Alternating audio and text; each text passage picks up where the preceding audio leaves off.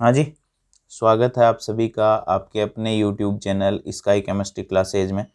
और आज की क्लास में अपन देखने वाले हैं फिनोलों की अम्लता पर प्रतिस्थापियों का क्या प्रभाव पड़ता है। अब फिनोल की एसिडिटी को प्रतिस्थापी कैसे समूह जो है वो कैसे प्रभावित करते हैं। जैसे ये तो फिनोल हो गया अपना। अब इसमें कोई प्रतिस्थापी जुड़ा हुआ है, जैसे फिनोल में ये NO2 जोड़ दिया अपन ने ऑर्थो स्थिति पे, फिनोल में ये मेथिल समूह जोड़ दिया पैरा स्थिति मेटा स्थिति पे, फिनोल में ये NO2 जोड़ दिया पैरा स्थिति पे, फिनोल में ये CH3 जोड़ दिया पैरा स्थिति पे। तो इनमें कौन ज़्यादा एसिडिक होगा, कौन कम एसिडिक होगा, यानी फिनोल में प्रतिस्थापी मौजूद है और इन प्रतिस्थापियों के कारण फिनोल की एसिडिटी प्रभावित होती है। तो पहले अपन आते हैं, दो प्रकार के समूह होते हैं प्रतिस्थापी समूह।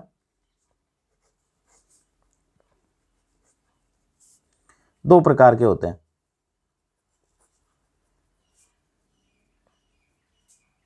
कौन कौन से? यहां देख लेते हैं प्रतिस्थापी समूह। एक होते हैं इलेक्ट्रॉन विड्रॉइंग ग्रुप, एक होते हैं इलेक्ट्रॉन डोनेटिंग ग्रुप। इनको कहते हैं इलेक्ट्रॉन आकर्षी समूह या इलेक्ट्रॉन खींचने वाले समूह।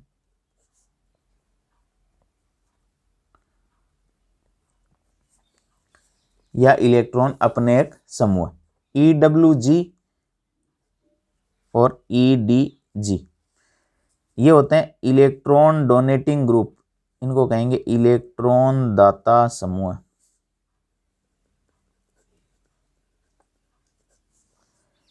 और इलेक्ट्रॉन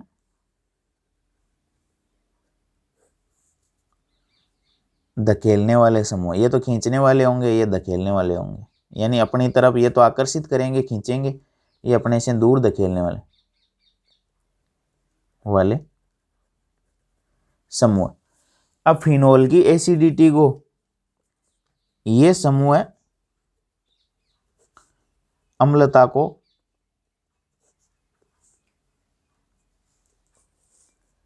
क्या करते हैं, बढ़ाते हैं। और ये समूह अम्लता को घटाते हैं।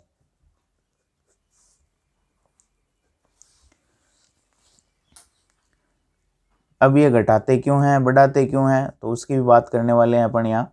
तो इलेक्ट्रॉन आकर्षी समूह है, इलेक्ट्रॉन खींचने वाले समूह है, ये एसिडिटी को बढ़ाएंगे। और इलेक्ट्रॉन दाता समूह है, इलेक्ट्रॉन धकेलने वाले समूह है, ये समूह अम्लता को घटाते हैं। अब देखो EWG इलेक्ट्रॉन विड्रॉइंग ग्रुप अम्लता बढ़ाते हैं, क्योंकि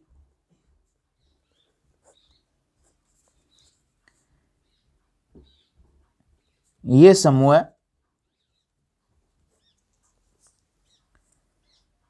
फिनोक्साइड आयन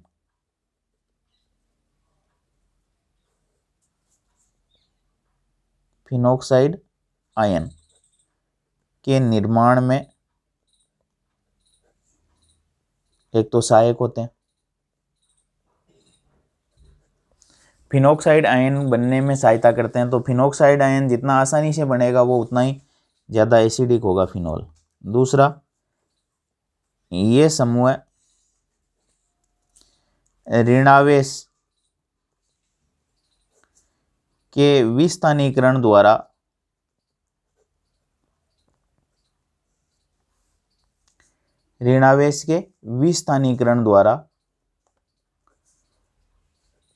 फिनोक्साइड आयन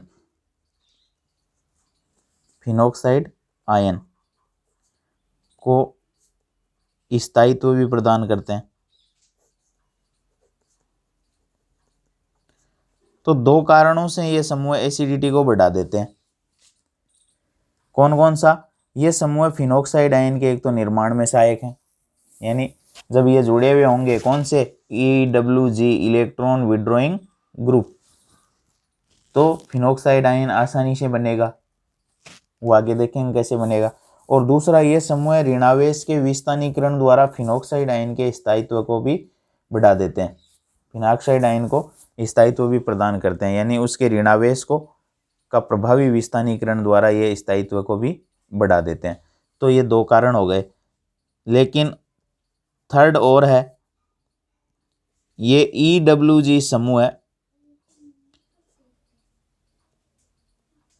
यदि ऑर्थो एवं पैरा स्थितियों पर होते हैं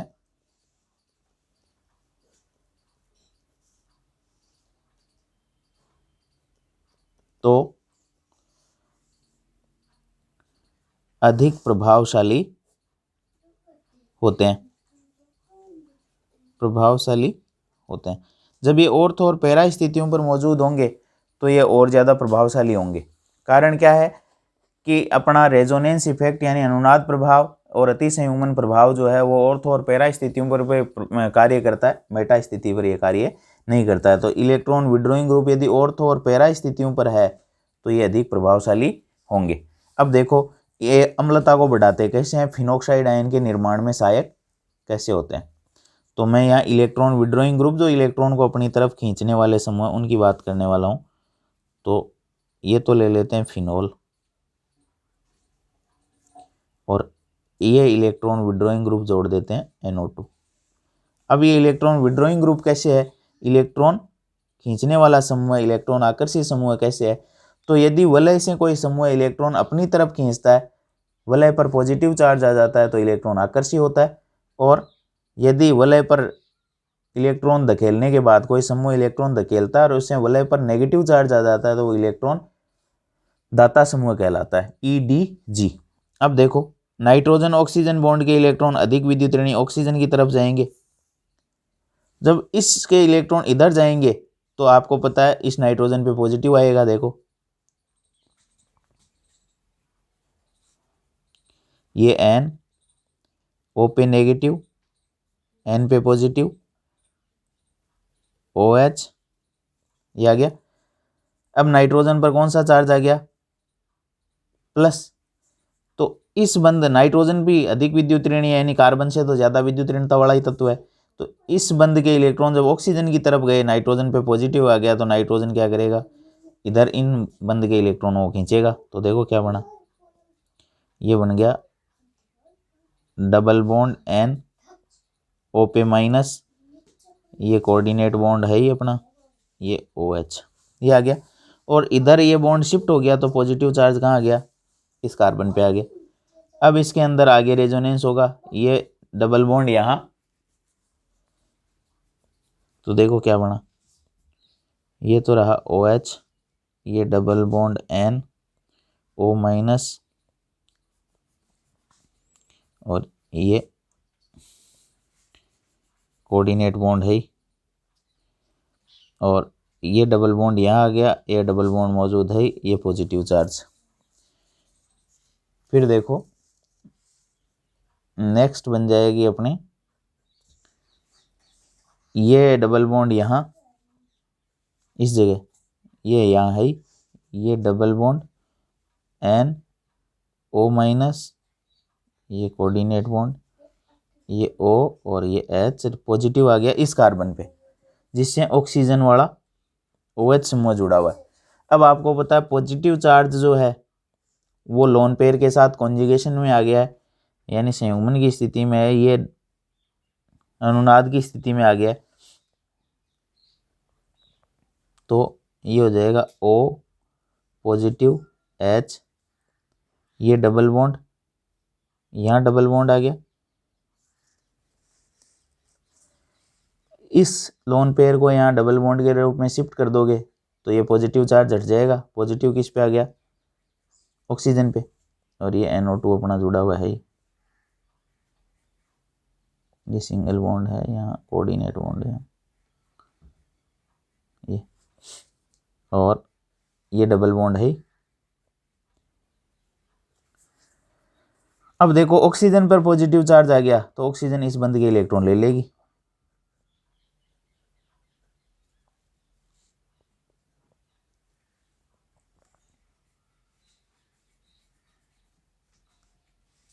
इस बंध के इलेक्ट्रॉन ये ले लेगी ऑक्सीजन, तो ये ऑक्सीजन पॉजिटिव हट जाएगा और ये बन जाएगा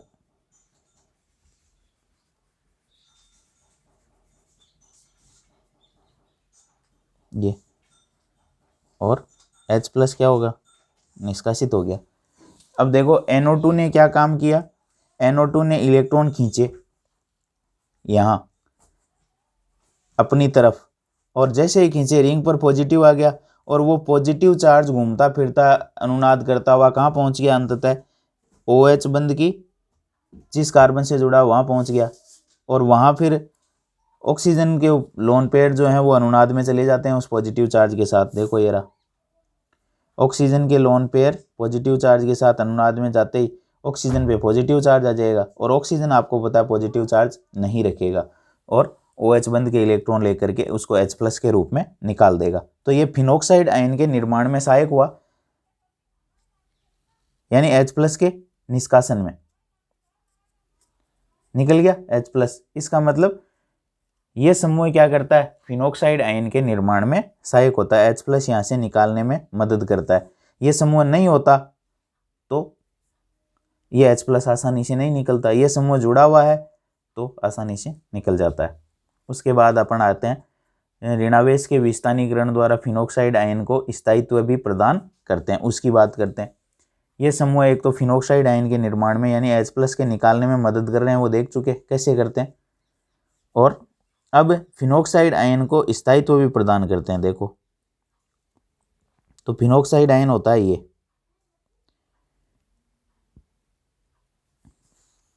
इसको कहते हैं फिनॉक्साइड आयन। अब जोड़ देते हैं NO2 इलेक्ट्रॉन विड्रॉइंग ग्रुप, तो ये फिनॉक्साइड आयन के स्थायित्व को बढ़ाते हैं या ऋणावेश को विस्थानीकृत करके फिनॉक्साइड आयन को स्थायित्व को बढ़ाते हैं। तो ये नेगेटिव चार्ज देखो पाई बंध के साथ कॉन्जुगेशन में है, तो ये डबल बॉन्ड के रूप में, और डबल बॉन्ड अगले कार्बन पे, ये डबल बॉन्ड हो जाएगा, ये ऑक्सीजन नेगेटिव यहाँ आ गया इसमें, तो 2 लोन पेयर बच गए, और यहाँ आ जाएगा नेगेटिव चार्ज, ये डबल बॉन्ड है N डबल बॉन्ड O, ये फिर ये नेगेटिव चार्ज यहाँ से यहाँ और ये अगले कार्बन पे, तो देखो क्या बना नेगेटिव, ये डबल बॉन्ड N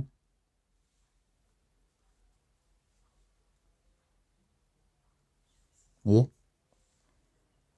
फिर इसको डबल बॉन्ड के रूप में और इस डबल बॉन्ड को अगले कार्बन पे भेज दो, तो ये डबल बॉन्ड ये डबल बॉन्ड ये डबल बॉन्ड, और यहाँ कौन सा चार्ज आ गया, इस कार्बन पे नेगेटिव आ गया। अब देखो ये NO2 जब जुड़ा हुआ होगा तो ये नेगेटिव चार्ज देखो आगे, ये नेगेटिव चार्ज यहाँ डबल बॉन्ड के रूप में, यानी इस समूह के साथ भी अनुनाद में जा सकता है, तो ये बन जाएगा देखो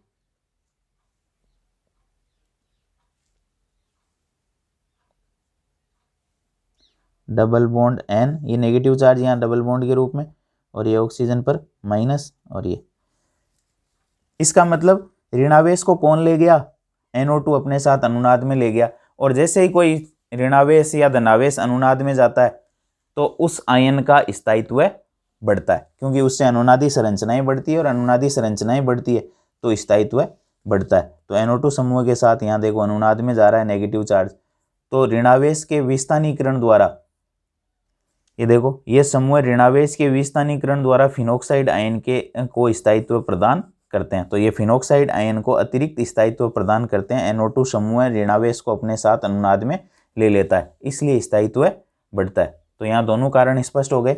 अब इलेक्ट्रॉन विड्रॉइंग ग्रुप जितने ज़्यादा होंगे वो फिनोक्साइड आयन के बनने में उतने ही ज़्यादा सहायक होंगे और फिनोक्साइड आयन के ऋणावेश को उतना ही ज़्यादा स्थायित्व प्रदान करेंगे। यानी मैं आपको यूं कहूं कि एक NO2 जुड़ा हुआ है, ये फिनोल,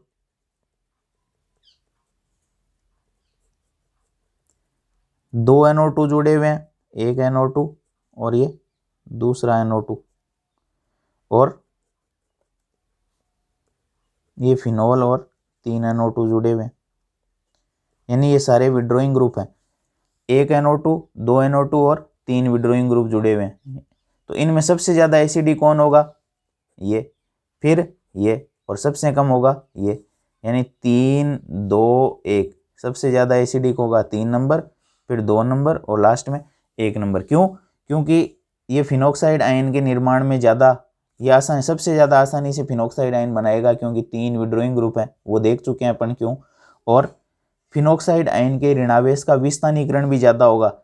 वो ऋणावेश 1, 2 और 3 समूह के साथ अनुनाद में जाएगा, यहाँ 2 समूह के साथ अनुनाद में जाएगा और यहाँ एक ही समूह के साथ अनुनाद में जाएगा।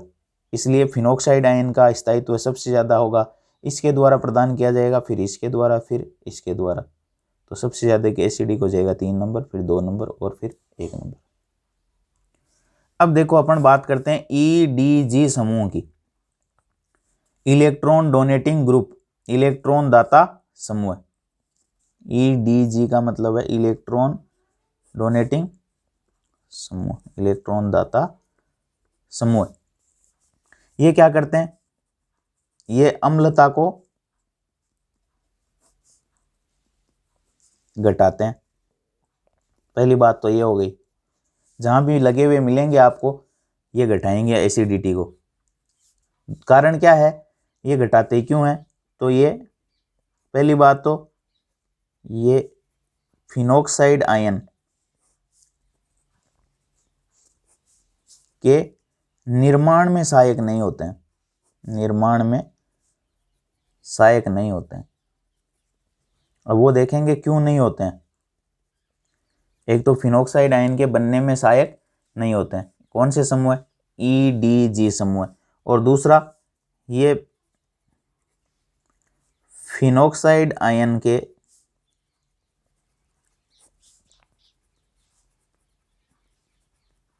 स्थायित्व को घटाते हैं, क्योंकि ऋणावेश का प्रभावी विस्थानीकरण, डिलोकेलाइजेशन, यानी अपनी जगह बदलने को कहते हैं विस्थानीकरण। ऋणावेश का प्रभावी विस्थानीकरण, डिलोकेलाइजेशन, नहीं होता है। ये दो कारण है। इलेक्ट्रॉन दाता समूह एसिडिटी को घटाएंगे। ये क्यों घटाएंगे? पहला कारण है फिनोक्साइड आयन के निर्माण में सहायक नहीं होते हैं, यानी बनने नहीं देंगे, और फिनोक्साइड आयन ही नहीं बनेगा तो H+ निकलेगा नहीं, तो एसिडिटी अपने आप ही कम हो जाएगी। और दूसरा कारण है फिनोक्साइड आयन के स्थायित्व को कम कर देते हैं, घटाते हैं। क्यों? क्योंकि ऋणावेश का प्रभावी विस्थानीकरण नहीं होता है, यानी ऋणावेश को ये घूमने नहीं देते हैं। उसका भी कारण अपन देखेंगे। अब देखो इलेक्ट्रॉन दाता समूह का एग्जाम्पल ले लेते हैं। वो एसिडिटी को फिनोक्साइड आयन के निर्माण में सहायक क्यों नहीं होते हैं और फिनोक्साइड आयन के स्थायित्व को कैसे घटाते हैं। तो ये तो ले लिया अपन ने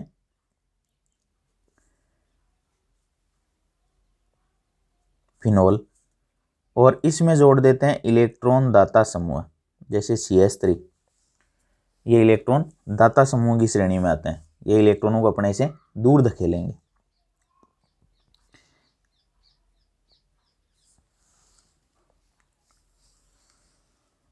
अब आपको पता है ये इलेक्ट्रॉन दाता समूह है, यानी इसका एक तो +I इफेक्ट होता है, एक होता है इसका +H प्रभाव होता है। अब +H प्रभाव होगा तो देखो मैं इसको थोड़ा सा खोल के लिख देता हूं।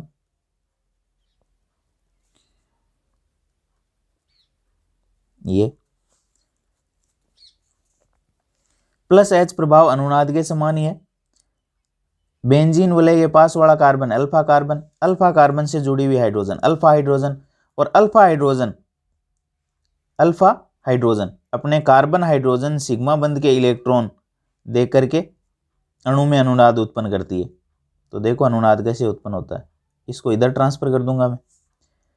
ये carbon hydrogen alpha carbon hydrogen sigma बंध के इलेक्ट्रॉन अणु में अनुनाद उत्पन्न करेंगे, तो ये सिग्मा बंध वाले यहाँ और ये डबल बॉन्ड को शिफ्ट कर दूंगा। तो देखो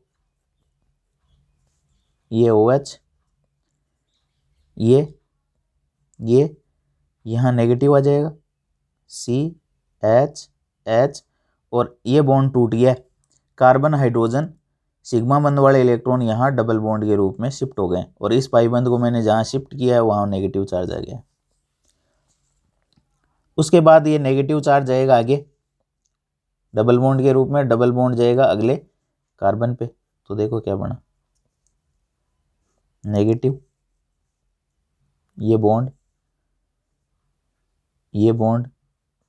ये डबल बॉन्ड CH और ये H plus, no bond resonance हो रहा है यहाँ, ये बिना बंध गई हाइड्रोजन जुड़ा हुआ है, इसलिए इसको नो बॉन्ड रेजोनेंस भी कहते हैं, अतिसंयुग्मन हाइपर कॉन्जुगेशन को। फिर ये नेगेटिव चार्ज यहाँ डबल बॉन्ड के रूप में, और डबल बॉन्ड को अगले कार्बन पे शिफ्ट कर दो। इस कार्बन पे कौन सा चार्ज आ गया, माइनस, यहाँ आ जाओ डबल बॉन्ड लेके, ये डबल बॉन्ड CH H और ये OH। अब देखो इस कार्बन पे नेगेटिव चार्ज आ गया, यानी इलेक्ट्रॉन घनत्व बढ़ गया। अब इस कार्बन पे नेगेटिव चार्ज आएगा तो कार्बन की आपको पता है क्षमता क्या होती है, नेगेटिव चार्ज को रखने की क्षमता कम होती है, क्योंकि विद्युत ऋणता कम होती है। तो ये क्या करेगा, ये इस नेगेटिव चार्ज को इधर धकेलेगा। अब जब नेगेटिव चार्ज को ये इधर धकेलेगा, क्यों आगे तो ये अनुनाद में जाएगा ही जाएगा, इधर भी जाने की संभावना है, जैसे ही जाएगा ये वापस देखो ये बन जाएगा, यहाँ डबल बॉन्ड आ जाएगा, ये H और ये H और ये हो जाएगा OH, ये तो वापस अपनी मूल स्थिति में आ जाएगा। लेकिन नेगेटिव चार्ज के इधर जाने की संभावना के अलावा नेगेटिव चार्ज के इधर जाने की संभावना भी है। क्यों, क्योंकि ऑक्सीजन की विद्युत ऋणता ज़्यादा है, तो इलेक्ट्रॉनों को अपनी तरफ खींचने की क्षमता भी होगी। जब ये नेगेटिव चार्ज ऑक्सीजन की तरफ जाएगा तो ऑक्सीजन पर इलेक्ट्रॉन घनत्व बढ़ेगा।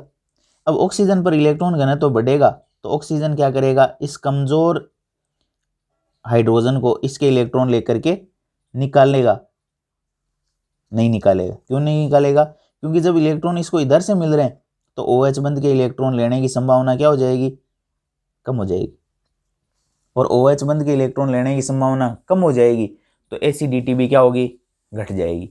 एसिडिटी में क्या आएगी, कमी आ जाएगी। तो इसलिए ये इलेक्ट्रॉन डोनेटिंग समूह जो है वो एसिडिटी को क्या कर देते हैं, घटा देते हैं। क्योंकि एसिडिटी किससे शो होगी, OH बंध के टूटने से, और OH बंध तब टूटेगा जब ऑक्सीजन इस बंध के इलेक्ट्रॉन आसानी से ले लेगा। अब यहाँ इलेक्ट्रॉन घनत्व कार्बन पे बढ़ रहा है, कार्बन क्या करेगा, पावर नहीं है, कैपेसिटी नहीं है, तो ऑक्सीजन की तरफ ट्रांसफर करेगा। अब ऑक्सीजन को इलेक्ट्रॉन जब इधर से मिल रहे हैं तो हाइड्रोजन को वो नहीं निकालेगा, और हाइड्रोजन नहीं निकलेगा तो एसिडिटी क्या हो जाएगी, कम हो जाएगी। तो ये तो बात हुई, ये फिनोक्साइड आयन के बनने में सहायक नहीं होते हैं। तो H यहाँ से निकलेगा ही नहीं या मुश्किल से निकलेगा, तो फिनोक्साइड आयन नहीं बनेगा, और फिनोक्साइड आयन नहीं बनेगा तो फिनोल एसिडिटी शो नहीं करेंगे। तो ये जो समूह हैं वो फिनोक्साइड आयन के बनने में सहायक नहीं होते हैं, निर्माण में सहायक नहीं होते हैं।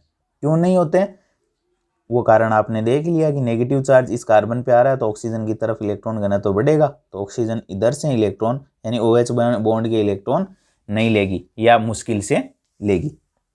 ये तो बात हुई इलेक्ट्रॉन डोनेटिंग ग्रुप और वो फिनोक्साइड आयन के निर्माण में सहायक क्यों नहीं होते हैं। उसके बाद आते हैं अपन कि ये फिनोक्साइड आयन के स्थायित्व को घटाते हैं। देखो फिनोक्साइड आयन बना लेते हैं, उसके स्थायित्व को ये कैसे कम कर देते हैं। ये अपना फिनोक्साइड आयन है, यानी H तो हटा दो और O पे नेगेटिव लगा दो, ये फिनोक्साइड आयन, और इससे जोड़ देते हैं अपन ये इलेक्ट्रॉन दाता समूह है। अब इलेक्ट्रॉन दाता समूह होगा तो ये देखो कार्बन हाइड्रोजन सिग्मा बंध के इलेक्ट्रॉन अणु में अनुनाद उत्पन्न करेंगे, जिसको अपन अति संयुग्मन प्रभाव कहते हैं। ये नेगेटिव, ये डबल बॉन्ड, ये डबल बॉन्ड, और यहाँ जो है वो डबल बॉन्ड आ जाएगा CH और ये H प्लस, यानी इस कार्बन हाइड्रोजन सिग्मा बंध के इलेक्ट्रॉन या डबल बॉन्ड के रूप में, तो ये डबल बॉन्ड अपने को यहाँ शिफ्ट करना पड़ेगा। ये माइनस आ गया। अब आगे देखो, ये माइनस चला जाएगा डबल बॉन्ड के रूप में, डबल बॉन्ड को अगले कार्बन पे शिफ्ट कर दो। ये इलेक्ट्रॉन शिफ्टिंग के रूल्स हैं, ये नहीं आएगा यहाँ। ये डबल बॉन्ड, ये डबल बॉन्ड CH और ये H प्लस, ये O माइनस, ये नेगेटिव चार्ज यहाँ आ ही गया, ये बॉन्ड है। फिर इसको अगले बॉन्ड पे शिफ्ट कर दो और इसको यहाँ भेज दो। ये डबल बॉन्ड, ये डबल बॉन्ड, ये डबल बॉन्ड CH और ये H प्लस, और ये ऑक्सीजन यहाँ माइनस, और यहाँ भी कौन सा चार्ज आ जाएगा, माइनस। अब देखो यहाँ नेगेटिव चार्ज, ये ऑक्सीजन जब अनुनाद में जाता, कौन सा, फिनॉक्साइड आयन की जो ऑक्सीजन है उसका नेगेटिव चार्ज यदि अनुनाद में चला जाता तो स्थायित्व बढ़ता, लेकिन एक नेगेटिव चार्ज और आ गया तो ये अनुनाद में इसको जाने ही नहीं देगा। इस कार्बन पे भी नेगेटिव है, तो ये नेगेटिव नेगेटिव एक दूसरे को क्या करेंगे, प्रतिकर्षित करेंगे, और प्रतिकर्षित करेंगे तो फिनॉक्साइड आयन का स्थायित्व घटेगा। यदि ये नेगेटिव चार्ज अनुनाद में चला जाता तो स्थायित्व बढ़ता। नेगेटिव चार्ज यदि अनुनाद में जाता ऑक्सीजन वाला तो स्थायित्व बढ़ता, लेकिन ये अनुनाद में नहीं जा पा रहा है, इसके अलावा नेगेटिव चार्ज और बढ़ रहा है, इसलिए स्थायित्व क्या होगा, फिनॉक्साइड आयन का घटेगा। और फिनॉक्साइड आयन का यदि स्थायित्व घटेगा तो फिनॉक्साइड आयन निर्मित ही नहीं होगा। यानी इलेक्ट्रॉन दाता समूह फिनॉक्साइड आयन के स्थायित्व को भी घटा देते हैं, क्योंकि ये ऋणावेश का विस्थानीकरण नहीं हो रहा है, नेगेटिव चार्ज एक जगह ही पड़ा है। और यदि ऋणावेश का विस्थानीकरण नहीं होता है तो स्थायित्व घटता है। विस्थानीकरण होता है यानी डीलोकेलाइजेशन होता है, जगह ये बदलता है तो स्थायित्व बढ़ता है। इसने जगह नहीं बदली, ये यहीं पड़ा है और एक नेगेटिव चार्ज और आ गया है तो स्थायित्व घटता है। तो इसलिए ये फिनॉक्साइड आयन के स्थायित्व को क्या कर देते हैं, इलेक्ट्रॉन डोनेटिंग समूह घटा देते हैं। अब देखो इलेक्ट्रॉन दाता समूह की संख्या जितनी ज्यादा होगी उतना ही वो फिनोल उतना ही कम एसिडिक होगा। अपन ने एक दाता समूह ले लिया, अपने सिंपल फिनोल ले लिया, अपन ने 2 दाता समूह ले लिए और अपन ने 3 दाता समूह ले लिए।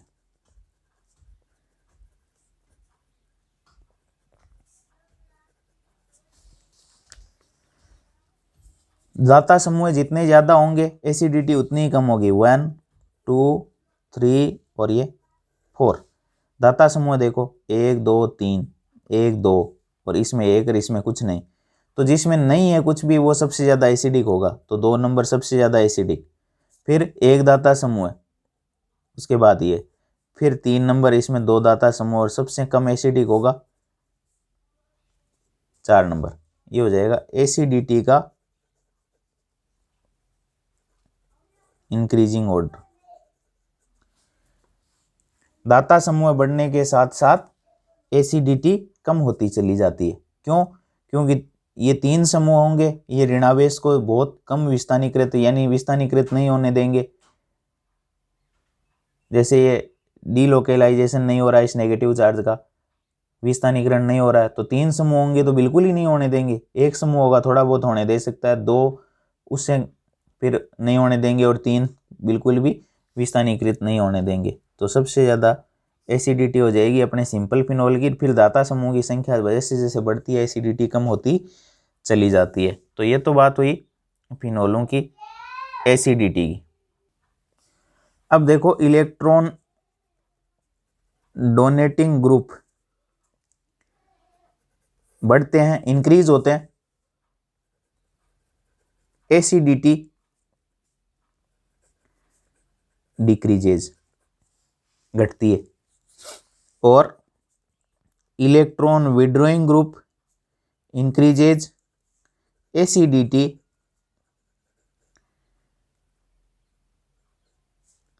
इंक्रीजेज, यानी डोनेटिंग ग्रुप इंक्रीज हो रहे हैं तो एसिडिटी डिक्रीज होगी, तो डोनेटिंग डिक्रीज डीडी,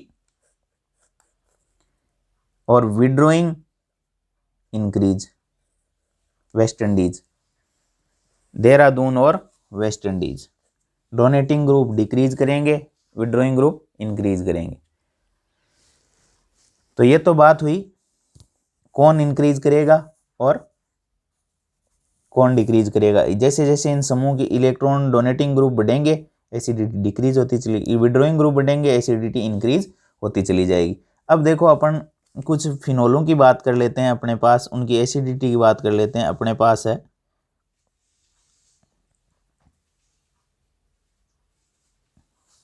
ये।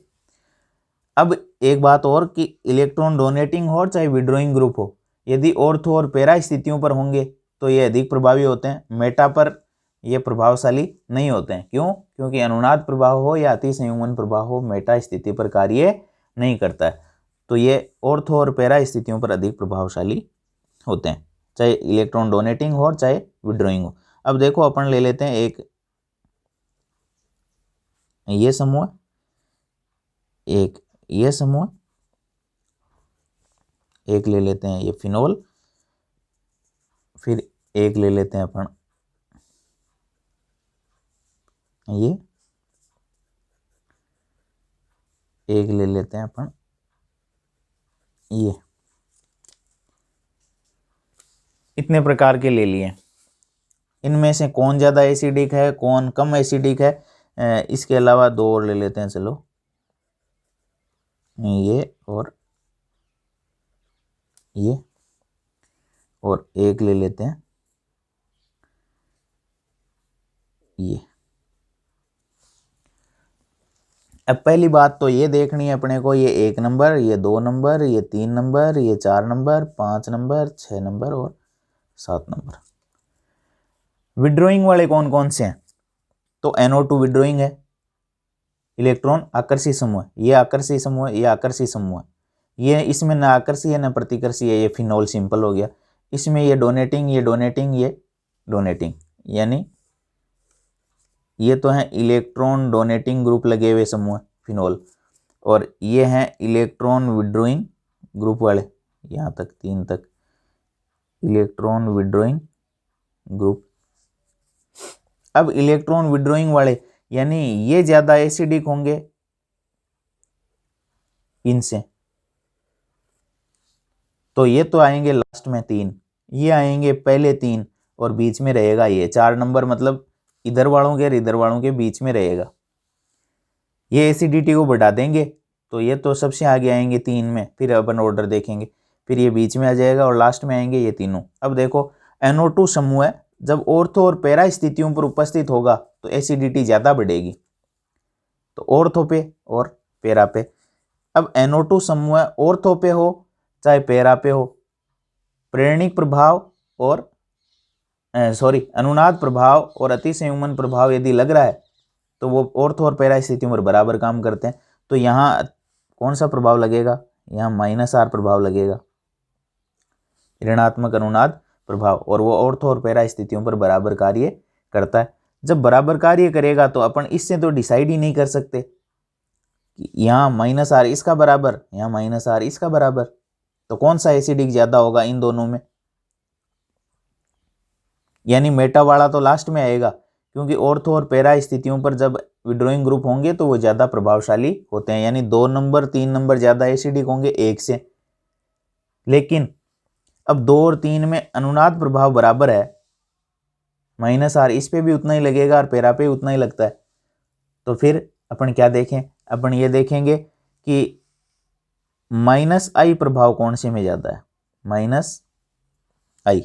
अब -I तो दूरी बढ़ने के साथ घट जाता है, तो देखो OH की NO2 की दूरी यहाँ कम है और यहाँ दूरी ज़्यादा है, तो -I यहाँ कम लगेगा और यहाँ ज़्यादा लगेगा, तो एसिडिटी इसकी ज़्यादा होनी चाहिए, इसकी तुलना में, लेकिन वास्तव में ऐसा नहीं है। हालांकि ज़्यादा फर्क नहीं होता है, लेकिन इसकी एसिडिटी क्या होनी चाहिए हिसाब से नियमानुसार, क्योंकि माइनस आई यहाँ दूरी बढ़ने के साथ कम हो जाता है, OH से NO2 की दूरी ज़्यादा है, माइनस आई प्रभाव क्या हो जाता है, घट जाता है। यहाँ माइनस आई प्रभाव ज़्यादा है तो माइनस आई प्रभाव से देखेंगे तो एसिडिटी इसकी ज़्यादा होनी चाहिए और इसकी कम, लेकिन एसिडिटी इसकी ज़्यादा होती है, इसकी कम होती है। उसका कारण है कि इसके अंदर हाइड्रोजन बॉन्डिंग पाई जाती है। मैं आगे देखो इसको बताने वाला हूँ अलग से ही, तो पहले देख लेते हैं। ये एसिडिक ज़्यादा होगा, ये एसिडिक सॉरी ये 3 नंबर यानी पैरानाइट्रोफिनोल जो है वो ज़्यादा एसिडिक होगा। फिर 2 नंबर, फिर इसके अंदर विड्रोइंग समूह तो लगा हुआ है लेकिन वो मेटा स्थिति पर है, इसलिए माइनस आई लगेगा, केवल माइनस आई। मेटा पर कौन सा लगेगा, केवल माइनस आई, यानी इलेक्ट्रॉन खींचने वाला समूह तो है लेकिन मेटा स्थिति पर है। तो इन दोनों के बाद में यानी ऑर्थो और पैरा के बाद में मेटा का नंबर आ जाएगा 1 नंबर। फिर आ जाएगा अपना सिंपल फिनोल 4 नंबर, क्योंकि इसमें न इलेक्ट्रॉन विड्रोइंग ग्रुप है न डोनेटिंग ग्रुप है। फिर आ जाते हैं अपन इन तीनों में, तो डोनेटिंग ग्रुप एसिडिटी को घटाते हैं। अब डोनेटिंग यदि ऑर्थो और पैरा पर हैं तो ज़्यादा प्रभावशाली होंगे, यानी इन दोनों की एसिडिटी कम होगी इसकी तुलना में, क्योंकि इसमें मेटा स्थिति पर न अनुनाद प्रभाव काम करता है न अतिसंयुग्मन प्रभाव काम करता है। तो 7 नंबर की एसिडिटी क्या होगी, 4 नंबर के बाद में 7 नंबर ज़्यादा एसिडिक होगा। क्यों, क्योंकि इसका alpha carbon hydrogen sigma bond के इलेक्ट्रॉन अनुनाद में जाएंगे ही नहीं, क्योंकि ये मेटा स्थिति पर है 1 2 3 मेटा पे, लेकिन इनके जाएंगे तो ऑर्थो और पैरा स्थितियों पर इलेक्ट्रॉन घनत्व यहाँ बढ़ जाता है। तो 7 नंबर के बाद में 5 और 6 आएंगे। अब 5 और 6 में इसका प्लस H लगता है, इसका भी प्लस H, दोनों स्थितियों पर बराबर लगेगा, लेकिन प्लस आई यहाँ ज़्यादा लगेगा, यहाँ प्लस आई कम लगेगा। और प्लस आई प्रभाव आपको पता है कोई ज़्यादा प्रभाव नहीं दिखाता है, इसलिए इन दोनों की एसिडिटी लगभग बराबर ही होती है, यानी 5 और 6 की बराबर ही होती है। और यदि और ज़्यादा अपने को तुलना करनी है तो यहाँ प्लस आई प्रभाव ज़्यादा लगेगा, यहाँ प्लस आई प्रभाव कम लगेगा। तो यदि अपन इन दोनों में भी कहें कि ये पैराक्रिसोल और ऑर्थोक्रिसोल में कौन ज़्यादा एसिडिक है, तो यहाँ प्लस आई प्रभाव कम होगा तो 6 नंबर ज़्यादा एसिडिक होगा, उसके बाद 5 नंबर उससे कम एसिडिक होगा। तो ये तो बात हुई इनके एसिडिटी के ऑर्डर की। अब देखो ऑर्थोनाइट्रोफिनोल और पैरानाइट्रोफिनोल के बारे में बता देता हूं मैं। ये OH और NO2 ये तो है ऑर्थोनाइट्रोफिनोल और ये है अपना पैरानाइट्रोफिनोल। इन दोनों में से कौन ज़्यादा एसिडिक है और क्यों है उसकी बात करने वाले हैं अपन। तो इसका -R इफेक्ट लगता है, ऋणात्मक अनुनाद प्रभाव, इसका भी -R लगता है, दोनों बराबर हैं, कट जाएंगे क्योंकि ये ऑर्थो और पैरा पर बराबर कार्य करते हैं। इसका -I भी लगता है, इसका -I भी लगता है, लेकिन ये इसके नज़दीक है दोनों, तो -I इसका ज़्यादा होगा, इसका कम होगा, इसका ज़्यादा होगा, इसका कम होगा। तो -I यदि ज़्यादा है, केवल -I से देखेंगे तो -I प्रभाव यानी इलेक्ट्रॉन खींचने वाले समूह का -I यहाँ ज़्यादा है तो ये ज़्यादा एसिडिक होना चाहिए था इससे, लेकिन ऐसा नहीं होता है।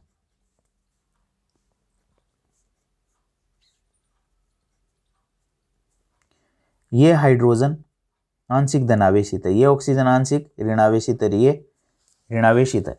तो इस हाइड्रोजन के इस ऑक्सीजन के बीच में बॉन्डिंग हो जाती है, इसको कहते हैं hydrogen bonding, hydrogen bonding.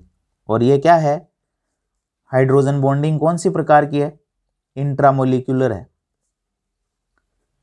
Intra molecular, अंत आणविक, उसी अणु के अंदर, यानी ये ऑक्सीजन इस हाइड्रोजन के साथ बन जाता है या ये हाइड्रोजन इस ऑक्सीजन के साथ बन जाता है और इसी अणु के अंदर, एक ही अणु के अंदर हो रही है, इसलिए इसको इंट्रामोलिकुलर या अंत आणविक कहते हैं। और इस हाइड्रोजन को ये ऑक्सीजन बांध के रखती है, निकलने नहीं देती है, और निकलने नहीं देगी तो एसिडिटी को क्या कर देगी, घटा देगी।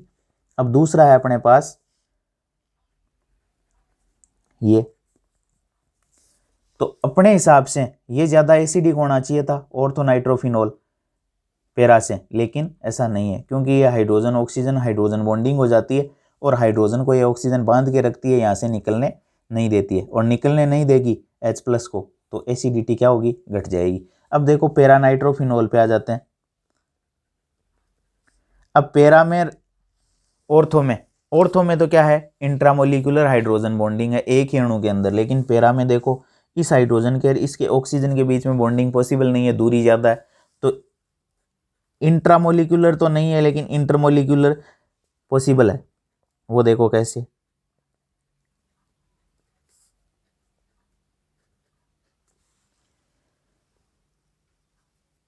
ये डेल्टा नेगेटिव, ये डेल्टा पॉजिटिव हो गई, और इसको मैं इधर ये दिखा देता हूँ और इधर दिखा देता हूँ डबल बॉन्ड, ये नेगेटिव और ये हाइड्रोजन पॉजिटिव, इनके बीच में क्या हो जाती है, हाइड्रोजन बॉन्डिंग।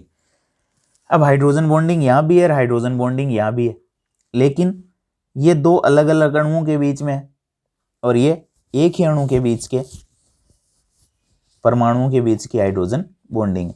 तो ये हाइड्रोजन बॉन्डिंग आपको देख रहे हो एक ही अणु के अंदर जो मौजूद है वो ज़्यादा प्रबल होती है और ये दुर्बल होती है दो अलग अलग अणुओं के बीच में, क्योंकि उनके बीच में दूरी भी ज़्यादा होती है। इनमें एक अणु के पास में दूसरा अणु जो है वो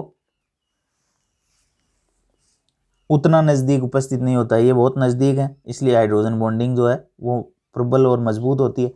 इसके अंदर उतनी प्रबल हाइड्रोजन बॉन्डिंग इसकी जितनी नहीं होती है, क्योंकि इनके बीच में दूरी है और इलेक्ट्रॉनों के कारण प्रतिकर्षण भी है, लेकिन हाइड्रोजन बॉन्डिंग तो होगी लेकिन इतनी मजबूत नहीं होगी। तो हाइड्रोजन बॉन्डिंग यहाँ कमज़ोर होगी थोड़ी सी इसकी तुलना में। यह है इंटरमोलिकुलर, अंतराण्विक, दो अणुओं के बीच में।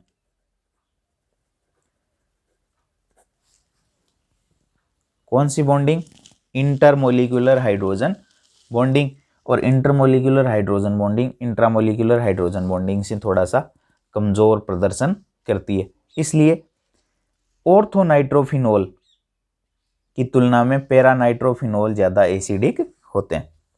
तो ये बहुत इंपॉर्टेंट सवाल है, पैरानाइट्रोफिनोल ज़्यादा एसिडिक होता है ऑर्थोनाइट्रोफिनोल से। इसके हाइड्रोजन के निकलने की संभावना कम है, इसके हाइड्रोजन के निकलने की संभावना अधिक है, हालांकि ज़्यादा फर्क नहीं होता है। इसके pKa की वैल्यू होती है 7.2 के लगभग और इसकी होती है 7.1 के लगभग, तो बहुत कम अंतर होता है, वो हाइड्रोजन बॉन्डिंग की प्रबलता पर निर्भर करता है। तो ये तो बात हुई ऑर्थो और पैरानाइट्रोफिनोलों की एसिडिटी। अब देखो अपने पास एक सवाल है, इसके अंदर अपने पास है 4 मेथिल फिनोल मेटानाइट्रोफिनोल और 1 2 3 4 5 3 5 डाइनाइट्रोफिनोल और 1 2 3 4 5 6 2 4 6 ट्राइनाइट्रोफिनोल, और ये है अपने पास एल्कोहल एथेनॉल। तो इनमें एसिडिक कौन ज़्यादा होगा और कौन कम होगा, तो पहले अपने ये छांट लो कि पहली बात तो ये कि एल्कोहल फिनोलों से कम अम्लीय होते हैं, तो लास्ट में आएगा 6 नंबर, एल्कोहल फिनोलों से कम अम्लीय होते हैं। एल्कोहल, उसका कारण भी आगे अपन एक जानने वाले हैं, एल्कोहल फिनोलों से कम अम्लीय होते हैं। ये तो बात हुई एल्कोहल फिनोलों से कम अम्लीय होते हैं, उसकी इसकी एक अलग क्लास में बात करने वाले हैं, तो 6 नंबर तो लास्ट में आएगा। फिर देखो इलेक्ट्रॉन डोनेटिंग समूह है वो आएंगे और सबसे आगे आएंगे विड्रॉइंग, तो देखो डोनेटिंग इसके एक के अंदर ही है, ये विड्रॉइंग, ये भी विड्रॉइंग और ये भी विड्रॉइंग। तो जितने ज़्यादा समूह होंगे विड्रॉइंग, और यदि वो ऑर्थो और पैरा स्थितियों पर है तो पहले वो देखो। तो देखो फिनोल ये OH समूह है, इसकी ये ऑर्थो स्थिति, ये इसकी ऑर्थो स्थिति, ये इसकी पैरा स्थिति, यानी ये 1,4 पोजीशन है, ये 1,2 है, ये भी 1,2 है। तो ये ऑर्थो पे और पैरा पे हैं। यहाँ देखो ये 1 2 3, ये 1 2 3 यानी मेटा स्थिति पर है, ये 1 2 3 ये भी मेटा स्थिति पर है। तो सबसे ज़्यादा एसिडिक हो जाएगा जब इलेक्ट्रॉन विड्रॉइंग ग्रुप जुड़े हुए हों। इलेक्ट्रॉन विड्रॉइंग वाले अलग कर लो, तो ये 3 तो हैं विड्रॉइंग, इलेक्ट्रॉन विड्रॉइंग ग्रुप। ये हो जाएगा डोनेटिंग, इलेक्ट्रॉन डोनेटिंग ग्रुप, और सिंपल दोनों के बीच में आएगा। पहले आएंगे विड्रॉइंग सबसे ज़्यादा, फिर सिंपल और फिर डोनेटिंग। तो इसका मतलब ये हुआ कि 5 4 और 3 सबसे आगे आएंगे, 5 4 और 3, इनको अब अलग छांट लेंगे, ये सबसे आगे रहेंगे, विड्रॉइंग है। फिर सिंपल उनके बीच में आ जाएगा, और उसके बाद पहले विड्रॉइंग, फिर सिंपल, फिर डोनेटिंग, और लास्ट में एल्कोहल। तो सबसे ज़्यादा एसिडिक 3 4 5 में से कौन होगा अभी देख लेंगे। फिर आ जाएगा सिंपल फिनोल, न डोनेटिंग न विड्रॉइंग, तो विड्रॉइंग वाले, फिर सिंपल फिनोल, फिर डोनेटिंग, क्योंकि डोनेटिंग एसिडी को घटाते हैं और विड्रॉइंग बढ़ाते हैं। तो 3 4 5 सबसे आगे, फिर सिंपल फिनोल, फिर एसिडिटी घटाने वाला समूह है तो एसिडिटी फिनोल से भी कम हो जाएगी, और लास्ट में एल्कोहल आ जाएंगे। अब 3 4 5 में से अपने को देखना है ऑर्थो और पैरा स्थितियों पर 3 इलेक्ट्रॉन विड्रॉइंग, इसका मतलब 5 सबसे ज़्यादा एसिडिक। फिर इसमें और इसमें 1 2, इसमें एक ही है, लेकिन ये दोनों मेटा स्थिति पर है, ये भी मेटा पे है, तो इसका मतलब दोनों ही मेटा पर है। ये 2 मेटा पर है, ये 1 मेटा पर है, तो इलेक्ट्रॉन विड्रॉइंग ग्रुप 2 जुड़े हुए हैं, इसमें 1 जुड़ा हुआ है, इसमें तो 4 नंबर। उसके बाद इसमें 1 विड्रॉइंग है तो 3 नंबर। फिर सिंपल फिनोल आ गया, फिर डोनेटिंग आ गया, और लास्ट में एल्कोहल। ये हो जाएगा एसिडिटी का इंक्रीजिंग ऑर्डर। इस तरीके से अपन छांट लेंगे कि ये कौन एसिडिक ज़्यादा है और कौन एसिडिक कम, फिनोलों की एसिडिटी। तो डोनेटिंग, विड्रॉइंग और सिंपल।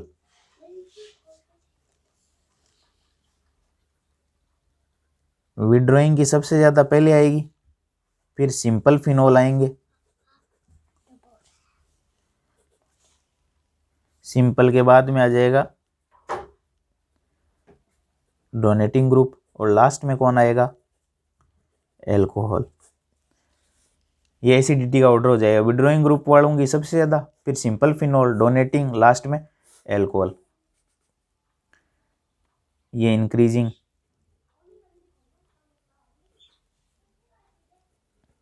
Order of acidity.